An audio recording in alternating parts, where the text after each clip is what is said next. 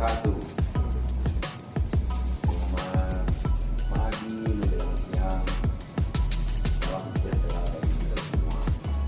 Tapi sebelumnya izinkan saya untuk menyampaikan minal aidin wal faizin, mohon maaf lahir dan batin pada seluruh masyarakat Sumatera Selatan khususnya dan masyarakat seluruh Indonesia. Di kesempatan ini adalah 1 Syawal 1441 Hijriah. Kejadian yang sangat istimewa, berbeda dari lebaran-lebaran sebelumnya. Kita selalu membuka pintu untuk dapat menerima masyarakat, teman-teman sejawat. Tapi pada hari ini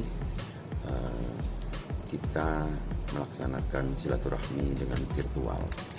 Jadi saya sediakan layar itu, masyarakat boleh bahwa gubernurnya menunggu untuk dapat kita bersilaturahmi. Siapapun, jawat, bupati, wali kota juga sedang menunggu ini.